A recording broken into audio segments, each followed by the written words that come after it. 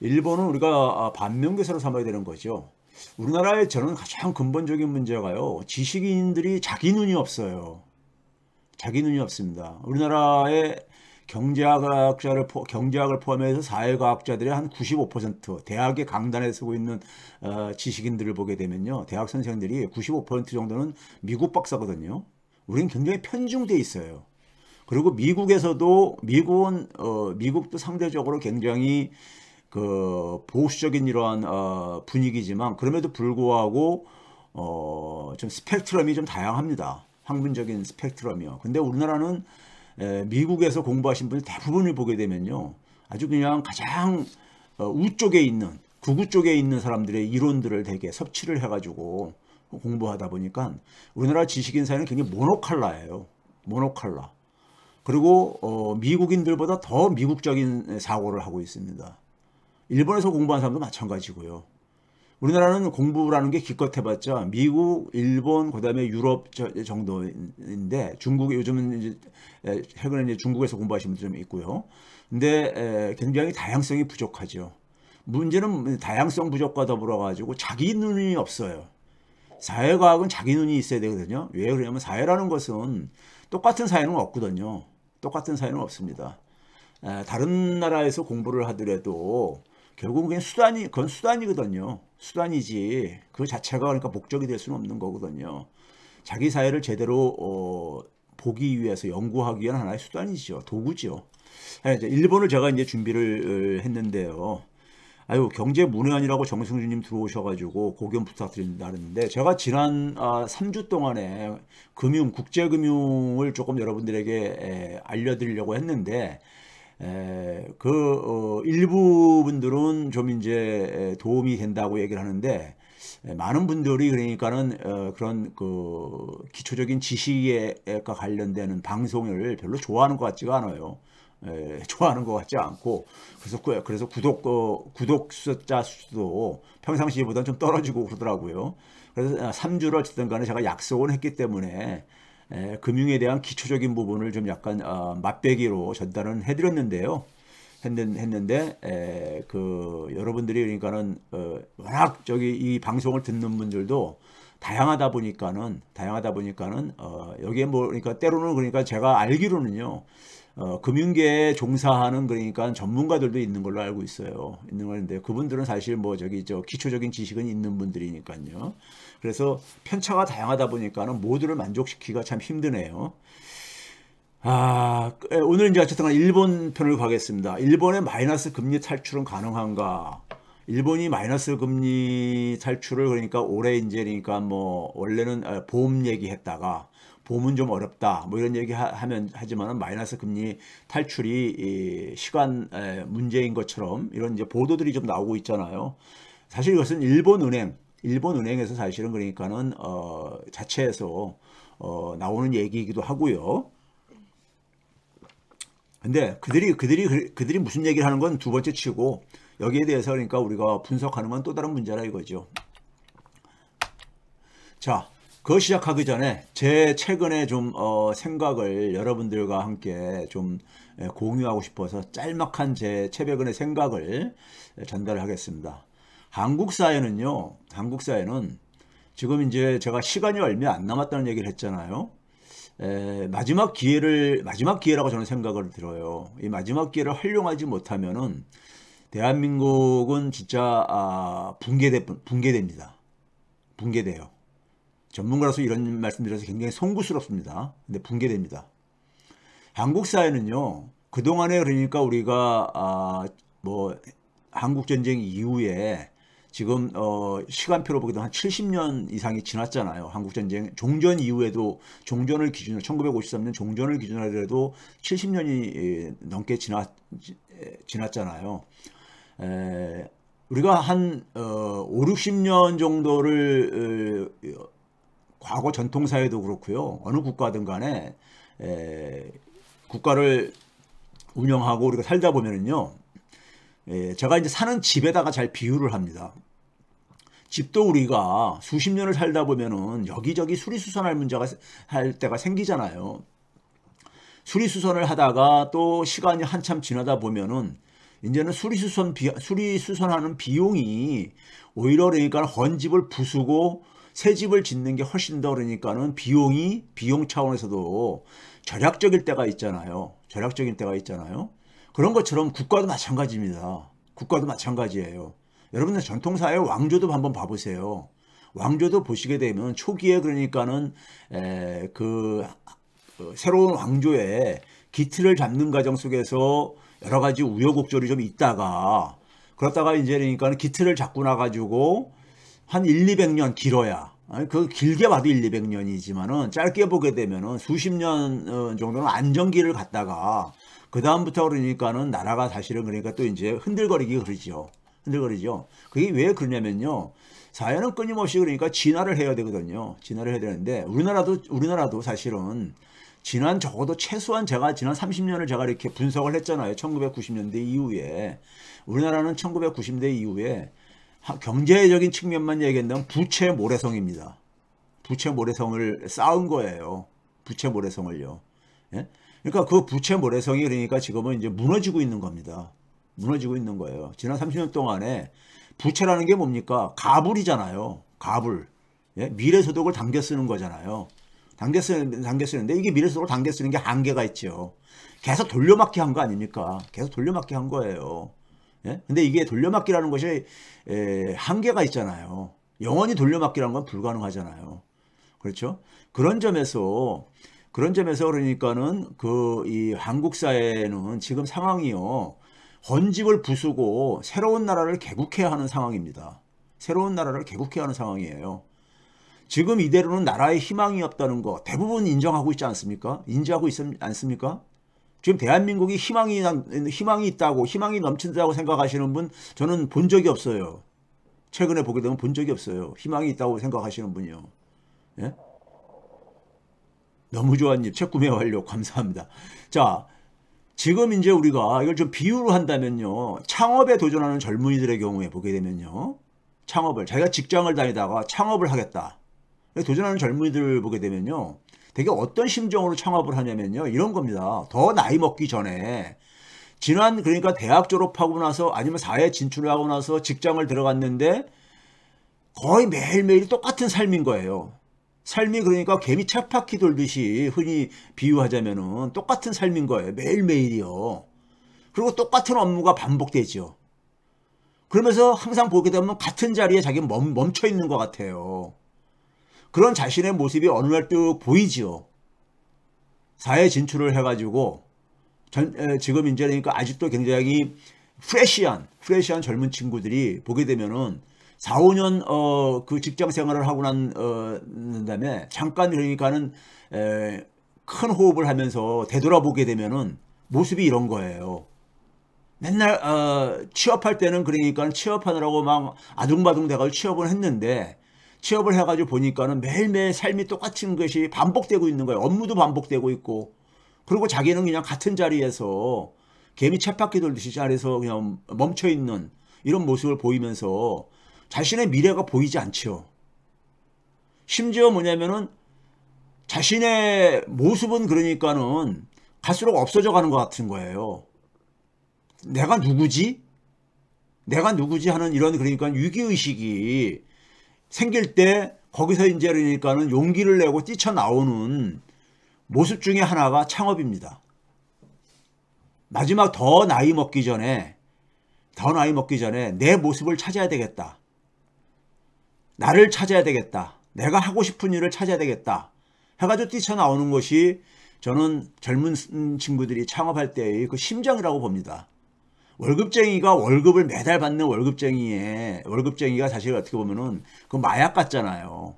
그거 포기하고 뛰쳐나올 때는 미래가 보이지 않기 때문이죠. 미래가 보이지 않기 때문에. 그리고 자기 자신은 더 이상 그러니까는 보이지 않을 것 같은 이제 잃어버릴 것 같은 이런 이제 위기의식이죠.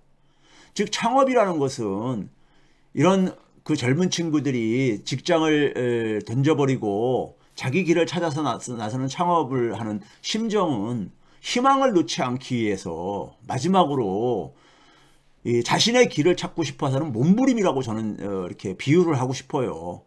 물론 모든 창업하는 사람을 얘기하는 건 아니지만은 직장 다니다가 제가 제자들 중에 보게 되면은 이런 고민을 가지고 뛰쳐나오는 경우를 제가 이제 보면서 이런 비유가 생각이 든 거예요.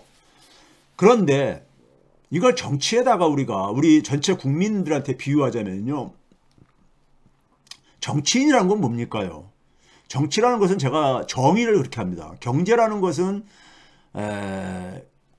현실 세계에서 치열한 삶을 살아가는 국민들의 마음을 편안하게 해주는 게 경제다, 이렇게 저는 정의를 해요. 경세 재민의 준말을 우리가 경제라고 하듯이 국민들의 마음을 편안하게 해주는 게 경제라고 한다면, 정치라는 것은요, 미래에 대한 희망을 만들어주는 것입니다.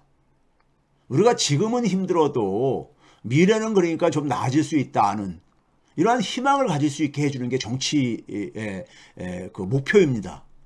정치인은 그런 거 하려고 자기가 선택한 직업인 거예요. 현실 정치인이라는 것은요. 예? 모두가 정치에 대해서 관심과 참여를 해야 되지만은, 정치인은 자기가 직업적으로 정치인을 선택한 사람들은, 제가 이제 가끔 이제 사람들을 이렇게 방송 출연이나 이런 데서 우연히 만나게 되면요, 요즘 보게 되면 주변에 온통 그러니까 출마하려고 하는 사람들만 주변에 보여요. 그 사람들한테 제가 그래요. 공직자에 대해서 너무 가볍게 생각하는 것 같다. 에? 공직을 수행하려면은 굉장한 희생정신과 굉장한 실력을 요구한다. 근데 제가 볼 때는요, 대부분이 실력이 검증이 안 된 사람들이 그냥 너나 나나 할 거 없이 그러니까 배지를 달겠다고들 나서고 있어요. 예? 그건 뭡니까? 그냥 욕망이죠. 욕망. 출세욕이고요. 그건 그러니까는 여야를 막론하고 그래요. 제가 볼 땐 준비가 된 사람들이 거의 잘 안 보여요. 그러니까 자신의 실력을 갖추려고 하는 노력은 하지 않고, 그냥 그러니까 정치판에서 선택돼 가지고 배지 다를 수 있다는. 그리고 저한테 가끔 그래요. 이번에는 안 나가십니까? 그러면 나는 공직이 너무 두렵다. 공직을 제가 진출 안 하는 이유가요, 두려움 때문에 그래요. 저는요, 두려워요. 그러니까 건강도 해칠 것 같고요. 제가 공직에 나가게 된다면은 한순간도 발 뻗고 못 잘 것 같아요. 제 임기가 끝날 때까지는. 그런 거 얼마나 그 고통스러운 삶입니까? 시간입니까?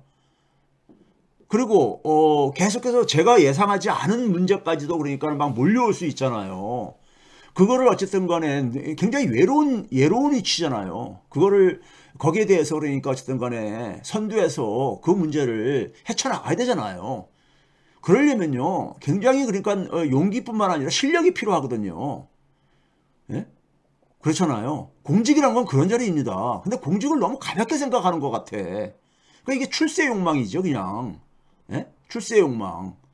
우리 소위 말해서 전통시대 때, 정비시대 이 양명, 이름을 떨친다는 이런 그러니까 아주 봉건적인 사고방식이 지금도 지배를 하고 있어가지고요.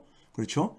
정치인은요, 국민에게 희망을 희망을 만들어줘야 되는 거예요. 희망을 만들어주는 것은 그냥 우리가 어떤 하나의 환상을 심어주는 게 아니잖아요. 환상을 심어주는 게 아니라 실질적인, 그러니까 우리가 국민들의 눈으로도 앞이 그러니까는 저 앞에 길이 어둡게 보였었는데 그 어둠이 그러니까 싹 거치게 해줘야 되는 거예요. 어둠이 거치게 해줘야 되는 거죠. 칠흑 같은 어둠 속에 놓여있는 국민들한테 국민들의 그 앞에 시야를 환하게 해줘야 되는 거예요.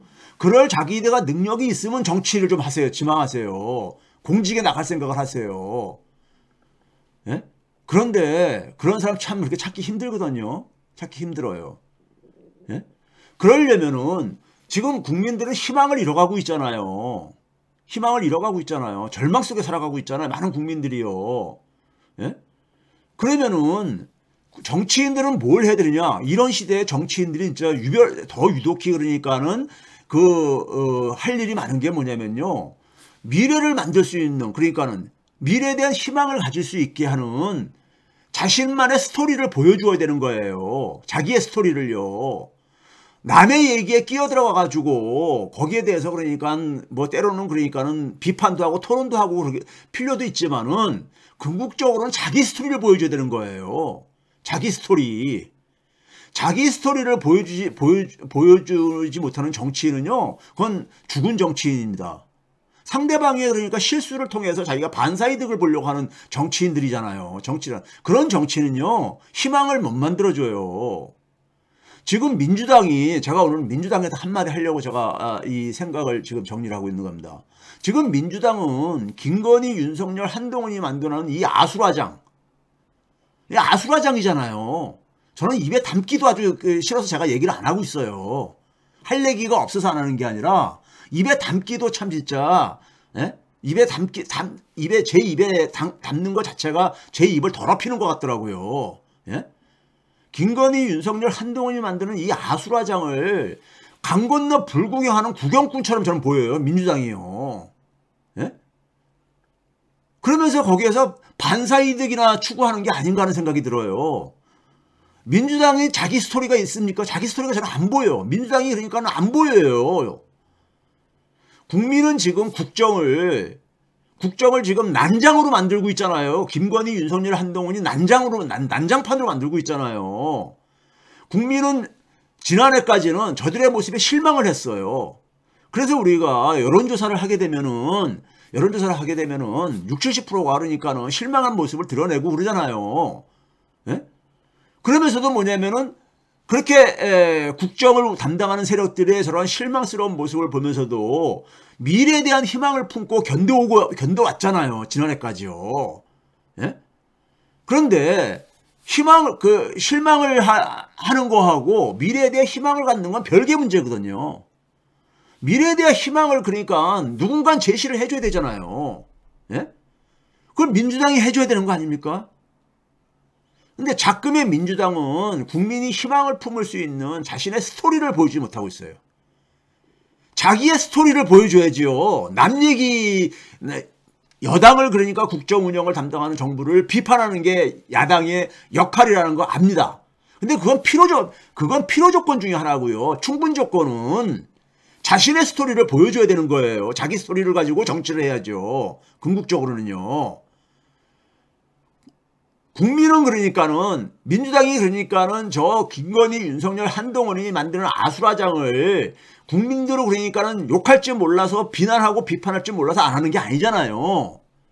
국민은 거기에 이미 외면을 했어요. 대다수 국민들은 외면을 하고, 예? 외면을 했지만은 앞을 향해서 가야 되잖아요. 예? 자기 스토리가 없는 민주당에게는요, 희망이 없습니다. 국민이 희망을 갖게 하지 못하는 정치인은 존재 이유가 없습니다. 예? 민주당 정신 차려야 됩니다.